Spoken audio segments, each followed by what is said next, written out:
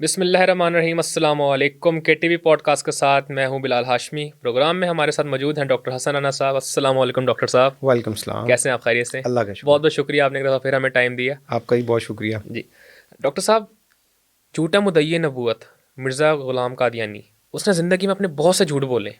آج کوئی ایسا ریفرنس بتائیں یا ایسا کوئی جھوٹ بتائیں جو ہم قادیانیوں کے سامنے پیش کر سکیں، انہیں دعوت فکر دے سکیں. یہ آپ کا بہت اچھا کویسچن ہے. دیکھیں، بلال مرزا غلام قادیانی نے سب سے پہلی بات تو یہ ہے کہ جب نبوت کا جھوٹا دعویٰ کیا تو یہی سب سے بڑا جھوٹ ہے. یعنی بالکل ٹھیک ہے نا، یعنی سب سے بڑا جھوٹ اور فراڈ تو یہی ہے کہ اس نے نبوت کا جھوٹا دعویٰ کر دیا. اچھا، لیکن اس کے علاوہ بھی اس نے اپنی زندگی میں کئی پیش گوئیاں کیں اور کئی جھوٹ بولے ہیں. اور مطلب کہ اگر آپ ان کے لٹریچر کا مطالعہ کریں گے تو آپ کو اس سے متعلق کئی ریفرنسز جو ہیں وہ مل جائیں گے. اور بڑی مزے کی بات یہ ہے کہ خود مرزا غلام قادیانی نے نا جھوٹ بولنے والے سے متعلق بھی اپنی تحریروں میں چند اس کے اوصاف لکھے ہیں کہ جھوٹ بولنا کیسا ہے. مطلب کہ اس نے اپنی تحریروں میں لکھے ہیں کہ جو جھوٹا آدمی ہوتا ہے اس کے اوصاف کیا ہیں. تو یہ قادیانیوں کا جو اپنا لٹریچر ہے اسی سے ہم کچھ ریفرنس ابھی شروع میں میرا خیال ہے پیش کرتے ہیں کہ جھوٹ بولنا کیسا ہے. ٹھیک ہے نا، خود مرزا غلام قادیانی نے جو لکھا ہے. مرزا غلام قادیانی لکھتا ہے، جھوٹ بولنا مرتد ہونے سے کم نہیں. کتاب ضمیمہ تحفہ گولڑویہ مندرجہ روحانی خزائن جلد 17 صفحہ 56. ایک اور جگہ لکھتا ہے، جھوٹ بولنے سے بدتر دنیا میں اور کوئی برا کام نہیں. کتاب حقیقت الوحی مندرجہ روحانی خزائن جلد 22 صفحہ 459. اسی طرح کتاب ضمیمہ رسالہ انجام آتھم مندرجہ روحانی خزائن جلد 11 صفحہ 343 پر لکھتا ہے کہ تکلف سے جھوٹ بولنا گو کھانا ہے. اپنی کتاب خدا کا فیصلہ مندرجہ روحانی خزائن جلد 11 صفحہ 43 پر لکھتا ہے، اور جھوٹ کے مردار کو کسی طرح نہ چھوڑنا یہ کتوں کا طریق ہے نہ انسانوں کا. اچھا بلال، یہ میں نے کچھ ریفرنسز آپ کے سامنے پیش کیے ہیں، یہ مرزا غلام قادیانی کی ہیں. اب وہ اس کا مطلب یہ ہے کہ وہ یہ کہہ رہا ہے کہ جو جھوٹ بولنا ہے وہ گوں کھانے کے جیسا ہے. ٹھیک ہے، یہ کتوں کا طریقہ ہے. مطلب سوری ٹو سے، مطلب یہ اس نے جو لکھا ہے. ٹھیک ہے، اب میں آپ کے سامنے ایک ریفرنس پیش کروں گا. مرزا غلام قادیانی اس میں یہ کہتا ہے کہ اگر کوئی شخص کسی ایک بات میں جھوٹا ثابت ہو جائے نا تو وہ پھر اس کو جھوٹا ہی نہ جائے گا. اچھا، ٹھیک ہے، اس کو جھوٹا ہی سمجھا جائے گا. مرزا غلام قادیانی لکھتا ہے کہ جب ایک بات میں کوئی جھوٹا ثابت ہو جائے تو پھر دوسری باتوں میں بھی اس پر اعتبار نہیں رہتا. کتاب چشمہ معرفت مندرجہ روحانی خزائن جلد 23 صفحہ 231.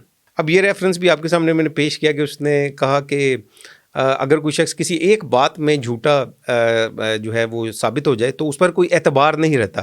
اب مرزا غلام قادیانی نے تو اپنی زندگی میں بے تحاشا جھوٹ بولے ہیں، اور اس کا ایک جھوٹ جو ہے نا، صرف ایک جھوٹ میں ابھی آپ کے سامنے پیش کر رہا ہوں جو کہ آپ قادیانیوں کے سامنے بھی رکھ سکتے ہیں، انہیں دعوت فکر بھی دے سکتے ہیں.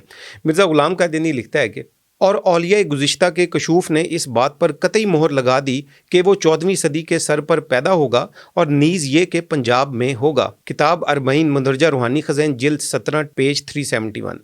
اب اس میں آپ کو ایک بڑی انٹرسٹنگ بات یہ میں بتاتا چلوں، شاید یہ بہت کم لوگوں کو معلوم ہوگا کہ یہ ریفرنس ہے نا قادیانیوں کا، یہ مرزا غلام قادیانی کی جو عبارت ہے، یہ جھوٹ تو ہے ہی ہے، بہت بڑا جھوٹ ہے. اس سے متعلق بھی آگے ہم بات کریں گے. لیکن ایک اس سے متعلق بڑا اہم ایک پوائنٹ وہ یہ ہے کہ یہ جس کتاب کا ریفرنس آپ کے سامنے پیش کیا ہے نا، اس جگہ پہ سابقہ اولیاء سے پہلے، ٹھیک ہے نا، اس سے پہلے یہاں پہ لکھا ہوتا تھا سابقہ انبیاء. اچھا، یہاں پہ انبیاء لکھا ہوتا تھا اولیاء کی جگہ پہ.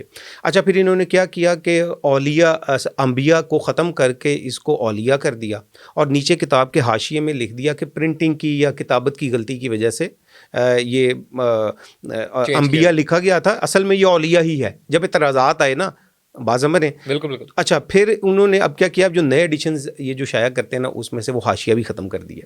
اچھا، اور ایک اور انٹرسٹنگ بات یہ ہے کہ کے ٹی وی نے جب سے ان کی بکس کے ریفرنسز پیش کرنا شروع کیے ہیں، ٹھیک ہے، تذکرہ کے، الفضل، ان کے اخبار کے اور دیگر جو، یہ اپنی ان بکس میں سے اکثر ریفرنسز کو اب ختم کرتے جا رہے ہیں. اب چونکہ حقیقت واضح ہوتی جا رہی ہے نا. اسٹرینج. اب ہم یہ قادیانیوں سے یہ سوال کرتے ہیں کہ سب سے پہلے تو آپ 1300-1400 صدیوں میں جتنے بھی مسلمہ ولی اللہ آئے ہیں، ٹھیک ہے، ان میں سے کسی ایک کا بھی کشف جو ہے نا وہ اس سے متعلق جو ہے وہ ہمیں اس کا ثبوت مہیا کر دیں. بات سمجھ رہے ہیں؟ بالکل. یعنی 1300 صدیوں 1400 صدیوں کے اندر کوئی بھی ایسے اولیاء اللہ کا کشوف جو ہے جو کہیں پہ بیان کیا گیا ہو، جو مستند ہو، جو اولیاء اللہ مسلمہ ہوں، جن کو سب ولی مانتے ہوں ان کا یہ جھوٹ بولا ہے ہمیں کسی کتاب میں سے یہ دکھا دیں. اور میں آپ کو بڑی انٹرسٹنگ ایک بات بتا دوں, کبھی بھی نہیں دکھا سکتے کیونکہ موجود ہی نہیں ہوگا, کیونکہ یہ جھوٹ ہے. اب سوال یہ ہم قادیانیوں سے یہ بارہ کرتے ہیں اکثر اوقات اپنے پروگرامز میں, ہم ان کو دیکھیں ہمارا کام نا چیلنج کرنا نہیں ہے, ٹھیک ہے, ہمارا اصل مقصد مسلمانوں کے ایمان کا تحفظ ہے اور قادیانیوں کو دعوت فکر دینا ہے.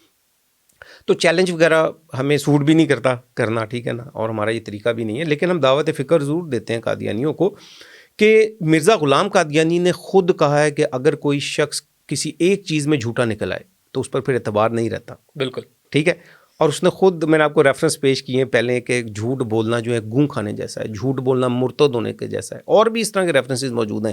اس نے لکھا یہ کتوں کا طریق ہے. بالکل ٹھیک ہے, اگر یہ ریفرنس جھوٹا, جو کہ اصل میں جھوٹا ہی ہے, میں قادیانیوں کو یہ دعوت فکر دینا چاہتا ہوں کہ وہ جا کے سرچ کریں, ریسرچ کریں, ٹھیک ہے, اور جب وہ دیکھیں گے نا تو ان کو یہ معلوم ہوگا کہ یہ صرف جھوٹ ہے اور اس کے علاوہ یہ کچھ بھی نہیں ہے.